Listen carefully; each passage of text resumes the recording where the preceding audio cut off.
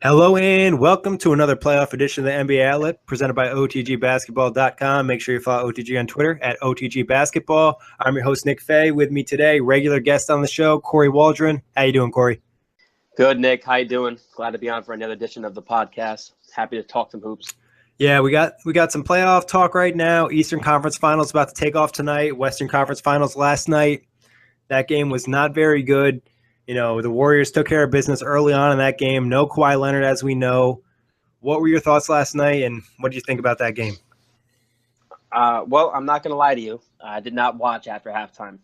I had finals this week, so after halftime when they were being already annihilated, not much changed, clearly, in the second half. The Spurs, to me, they just looked like a team that was morally defeated. You know, they lost their leader in Kawhi, obviously. LaMarcus was, again, non-existent. I think he had 2 points in the first half, 8 for the game. John Simmons came to play, but the fact of the matter is we knew the Warriors probably weren't going to have as bad of a shooting game as they did in Game 1. And in Game 2, they came out and all cylinders to start that game. Yeah, exactly. You know, the Warriors weren't going to come out and play the way they did in Game 1 in the first quarter. They were terrible. That was arguably maybe one of the worst first quarters they had all season. Some of that had to do with the Spurs defense, but some of it was just, you know, Draymond Green said they were a little gassed. So Game 2, they came out all cylinders. Steph Curry started cooking from the start. I think in the first quarter, he had like 12 points, 4 or 5 from 3. In the first half of Game 1, the Warriors, I think, had like 1 or 2 threes. In this first quarter, they already had a couple threes. So you know they were going to cook. You mentioned it. The Spurs team was just morally defeated. Without Kawhi Leonard, the MVP candidate this year, you know, they just do not have the offensive firepower to beat a team like the Warriors. Somehow they beat the Rockets in Game 6, but that had more to do with the Rockets than it did with the Spurs. So I think if this is going to be a series, Kawhi Leonard is going to need to come back. And I think the unfortunate part is if Kawhi doesn't get hurt in Game 1, this entire series is different because I doubt the Spurs healthy blow a 23-point lead. And now we're looking at a 2-0 hole. And even if Kawhi comes back, it's one of those days where it's a little too late. Yeah, it puts too much pressure, I think, on the Spurs to win 2 at home. You know, going home and being 1-1 and having to split, that's not bad. There's not much pressure. And then somehow maybe you come out with a 3-1 lead. You know, you're in great shape. But without Kawhi, it's just offensively and defensively, his impact is missed.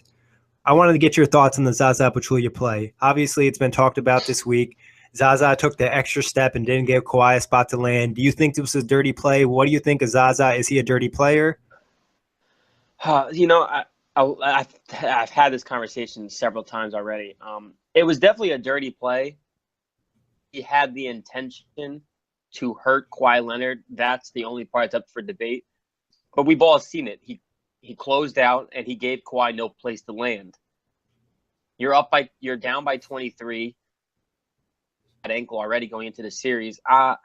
It was definitely dirty. We, like Pops pointed out, Zaza has done this in the past. This is nothing new when it comes to Zaza. I definitely think it was dirty. It's just we've seen it's the rule. The rule is you have to give the shooter a place to land. And the fact of the matter is, even if you close out on him, he kept closing out. And the fact of the matter was, he wasn't going to really contest that shot to begin with because of how far away Zaza was.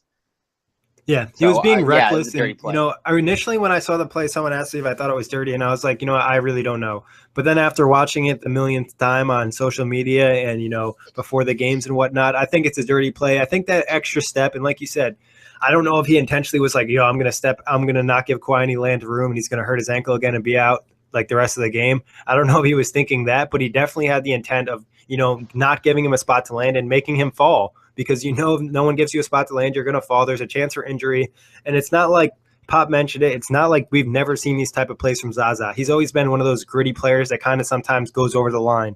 And this was probably over the line. Yeah, and the fact of the matter is, you know, not that this is the Warriors' fault, but this will now be the third team they play that is missing a key component of their team on their route to the finals. Yeah, and something you to know, keep in mind. Plenty of people will mention that and they'll talk about how they had such an easy road. But the matter of the fact is, at least for sure in the last 2 series, it wouldn't have mattered. I think if any of the starters were in or out, the Warriors were going to walk away with those series. This series, I still would pick the Warriors even if Kawhi was 100%, but we'll never know now because of that play. we just hope in the finals that we have no nonsense. There's no injuries. It's everybody's 100%, so we can't have anybody complaining about this guy being hurt or that guy being hurt. Yeah, and not that I'm trying to discredit the Warriors, because I think all of us from October till now have all figured it will be Warriors Cavs in the finals. I don't think anyone's really changed on that stance. Yeah, and from the Spurs perspective last night, you mentioned LaMarcus Aldridge needs to be better. The Warriors are going to do a great job making his life difficult with Kawhi's not out there. Jonathan Simmons came to play. This guy has been a bright spot for the Spurs all season. We mentioned it before on this podcast, you and I, where he's going to get paid this summer. It'll be interesting if the Spurs match or not, because he's shown a lot in this postseason.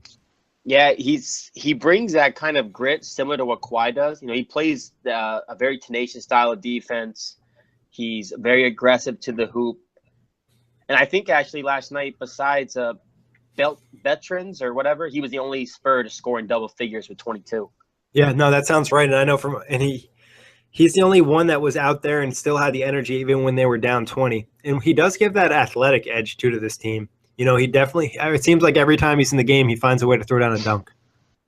Yeah, he definitely throws down the hammer often. What are you thinking about this series? Initially, my prediction when I knew Kawhi was healthy, I had the Warriors in 6. I was leaning Warriors in 5 till I saw Game 6 versus Houston. But Warriors in 6 was my pick. I'm kind of leaning more now toward Warriors in 5. What are you thinking? I'm going to say Warriors in a sweep. I think even if Kawhi comes back, it's just a little too – I keep messing up that phrase. It's a little too late. Yeah. No, I could see it, and they're just going to be like kind of depressed, like they were in great position. Kawhi gets hurt. They get bodied the next game. And Game 3, and the Warriors are going to come to play. We mentioned that Game 1, that first quarter, that first half type of thing is not something you're going to see more than once in a series, in my opinion. So the Warriors got that out of the way. Steph Curry, I think, is having, under the radar, probably one of his best Western Conference finals, and he's probably going to hopefully carry this on into the finals and have one of his better finals, because we know the last few seasons he hasn't been great late in the postseason. Yeah, especially that second half in Game 1. I mean, I know it was right after Kawhi got hurt, but he was everywhere. He wasn't just shooting like you mentioned. I saw his defensive impact. I know Curry catches a lot of hate for being a defender, but he's actually a solid defender. One thing that he does well is that he's a good help defender. He has an idea of the team defense and finding in the lane. You always see him at a lot of deflections. And he really helped them spurt that run when Kawhi went out. Obviously, losing other team's best player is going to help, but you still need to make plays. Yeah, I mean, I still don't believe Curry is a very good defender, but he certainly he can play defense more than people believe. I know there was a sequence against Danny Green in Game 1. I think it was in the first quarter, but he absolutely suffocated Danny Green. And, Curry can give you that because he is pretty agile to a degree. He can stick with a slower defender who doesn't have necessarily the greatest of ball handling skills. Well, and one thing about Curry, and especially in these later games, you're not really going to see him, give up defensively. He might not be blessed with the best defensive physical tools, but, he's still going to put the effort in and try to make the play. And that goes for the whole Warriors team. A lot of people forget this team was number 1 in defensive rating this season for a reason. They play great team defense. Yeah, and like you said, the fact of the matter is, Draymond's always the defensive candidate of the year, defensive player candidate of the year. Klay Thompson, we know, is a lockdown defender, very good at using his length to alter shots and protect the rim. Curry has a lot of great defenders around him, which can only amplify your game when you're seeing guys play with such effort. Yeah, and you mentioned KD, and I think that's one thing he's done is he's spent more effort on the defensive end. Obviously, when you don't have to put up 30 a night on a regular basis, it allows you to do that. But so this series, we're still going Warriors. It sucks for the Spurs that they didn't pull away Game 1, but on to Game 7 of the Washington and Boston series before we preview the Eastern Conference Finals. This was a pretty good game up until the second half. You mentioned this to me. It looked like Washington kind of ran out of gas. John Wall had that rough fourth quarter, and Kelly Olynyk put on a show. Yeah, Kelly Olynyk. How about that?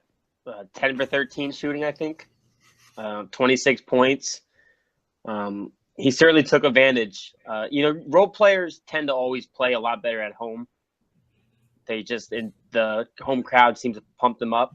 And, Kelly Olynyk and Oubre had that incident early on in the series.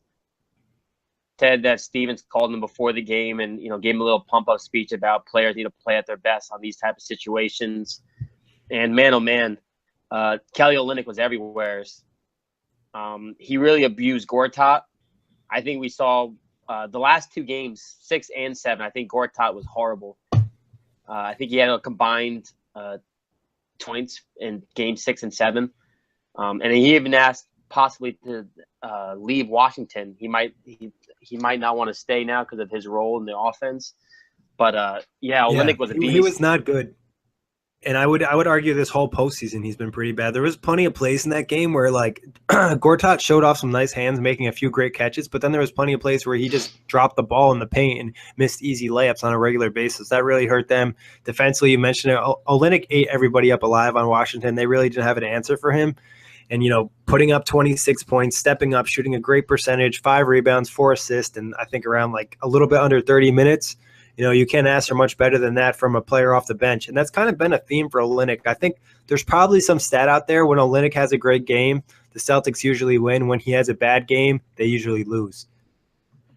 Yeah, he's definitely offensively, he may be their best player off the bench offensively. Because, Marcus Smart he's probably one of the most sporadic players in the NBA. He either gives you, a solid double-digit night or he'll give you 0 points. But he's all energy. And a guy like Olynyk, the fact of the matter is, with the new age of basketball, the fact of the matter is he can stretch the floor, he can bring out the center, he can open up the paint, he can hit the three. Having guys like that is just what this league is becoming, and Olynyk just fits right in. Yeah, like you said, he has that offensive skill set where he can do a lot of things on the offensive side. But talking about the bench in general, this decided the game right here is bench points. The Celtics had 48 bench points. The Wizards had 5.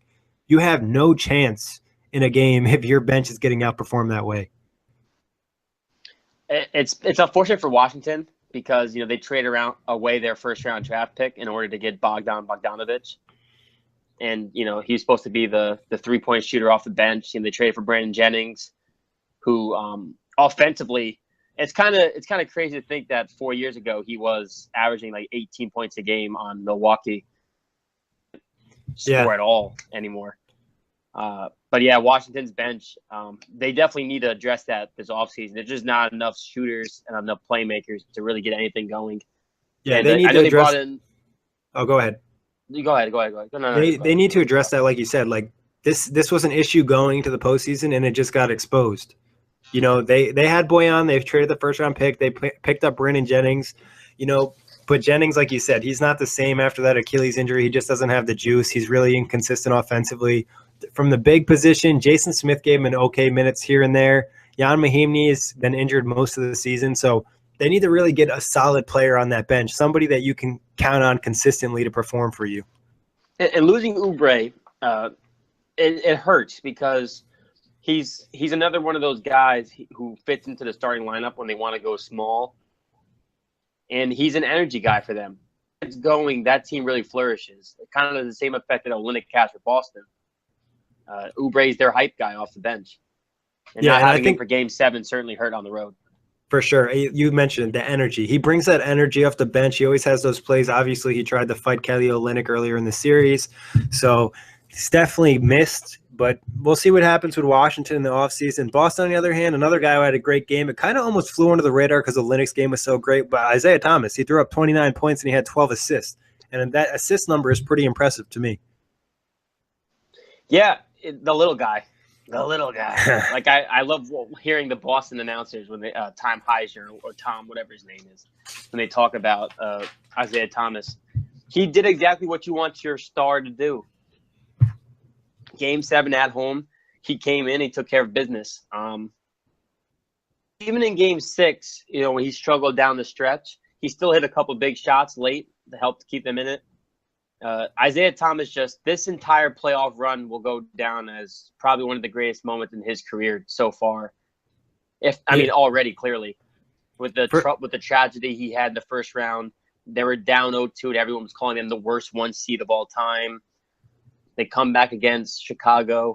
For the most part, they were predicted to lose against Washington. Wizards were going to take that series. And again, the little guy just keeps on overcoming these Goliaths that he keeps facing. Yeah, no, it definitely has been a historic, postseason run for Isaiah with the difficulties he's had to face with the tragedy of the loss of his sister, and then, getting his teeth knocked out, having to deal with that. So, shout out, a ton of respect to him and a ton of respect for him for stepping up in the Game 7 and getting his team the win and advancing to the next round against the Cavaliers. And that's what we're going to talk about now. The Eastern Conference Finals. Cavs, Celtics, both these teams, Washington and Boston, battled to face the Cavs. What are you expecting? Cavs in 4.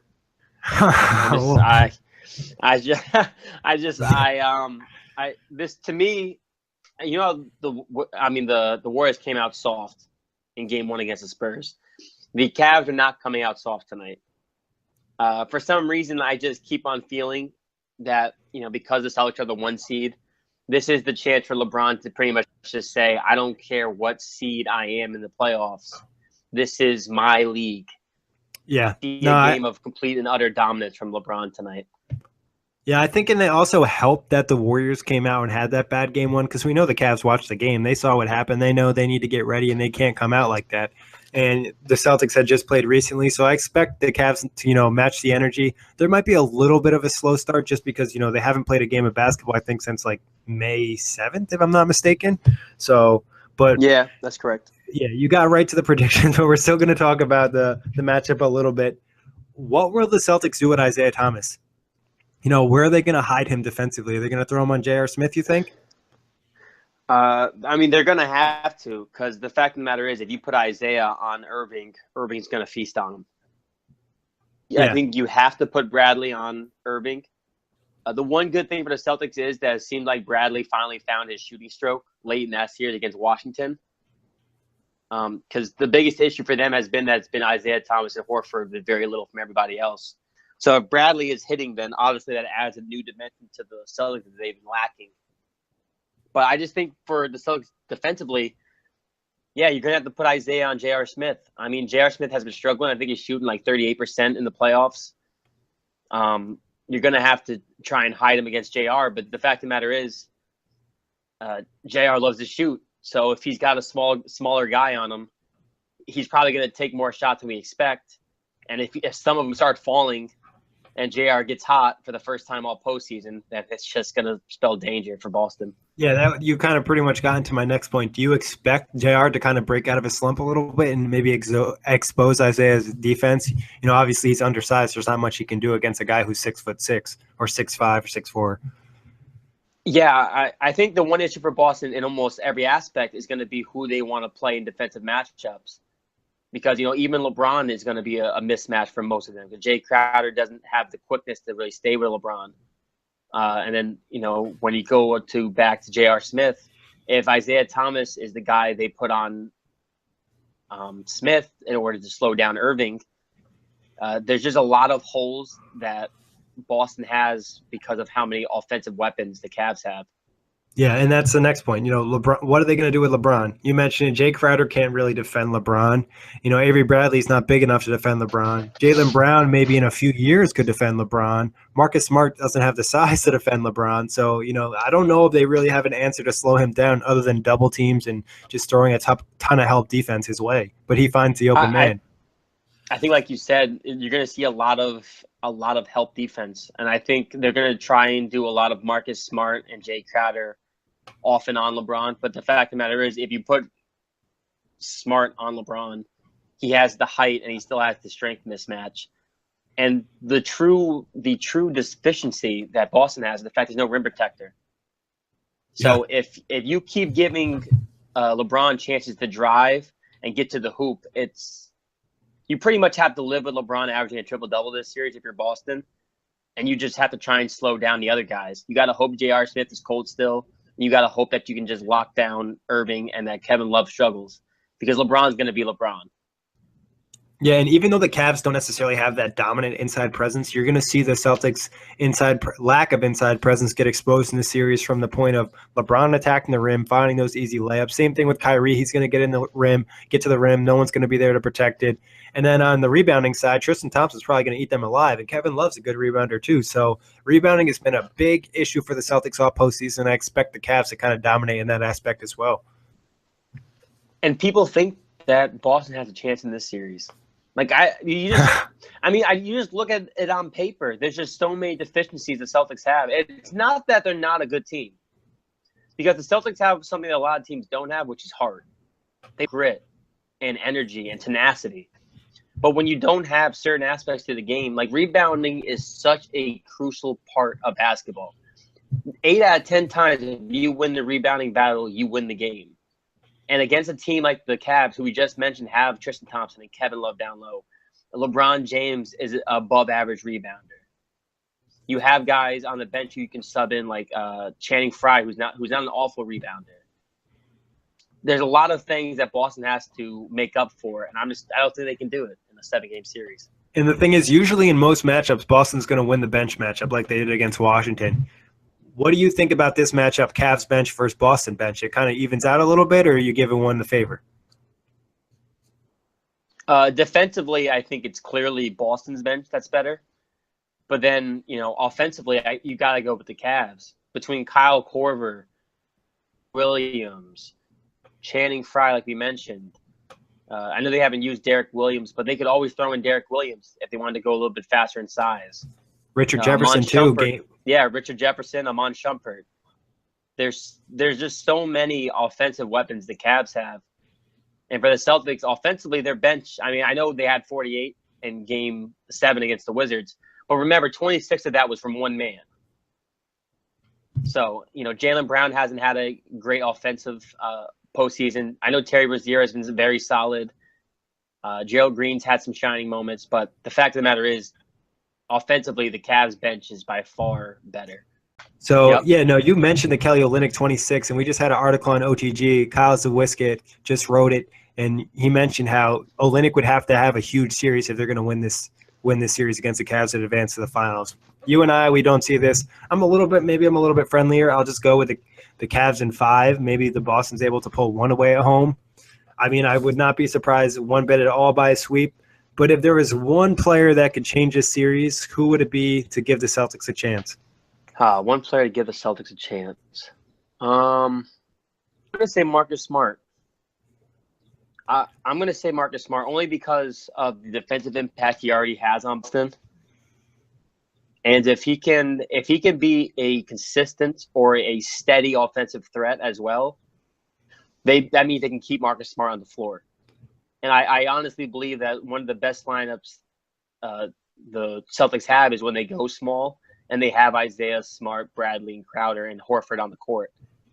And that lineup and slow down Cleveland. Then, I'm going to say Marcus Smart is the X factor for Boston, surely. And I'm going to turn this into a little bit of a trick question, and I'm going to say no one because there's not really anything the Celtics can do to make this a series. Oh, man. I'm okay. If you put it that way, but I had to think a little bit.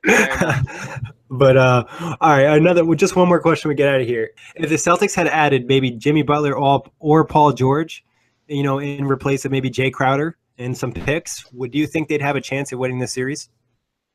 It's going 7 if they have Jimmy Butler or Paul George.